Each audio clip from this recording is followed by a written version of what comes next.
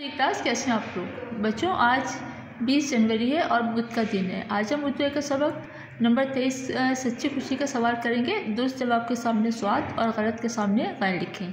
Number 1 है दीपा मुजफ्फरगढ़ में रहती थी, इसके सामने हम लिखेंगे स्वाद।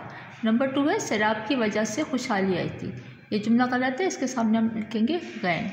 नंबर 3 है कैंप दीपा के घर के पास लगा था, ये जुमला भी सही है, इसके सामने हम लिखेंगे स्वाद। नंबर 4 है हुकूमत सैलाब ज़दा लोगों की मदद नहीं कर रही थी, ये जुमला गलत है, इसके सामने हम लिखेंगे गैन।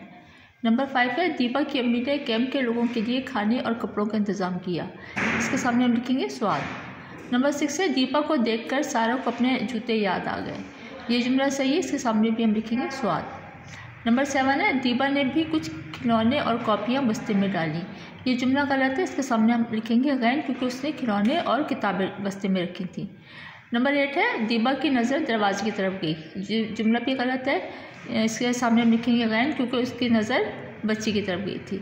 नंबर 9 है सारों को अपने नए जूते देखकर बहुत खुशी हुई, ये जुमला सही है, इसके सामने हम लिखेंगे स्वाद। नंबर 10 है दीपा के पास अपना घर नहीं था, ये जुमला गलत है, इसके सामने हम लिखेंगे गैन। बच्चों काम अपनी कॉपी पर करना है और उसको अच्छी तरह से याद भी करना है।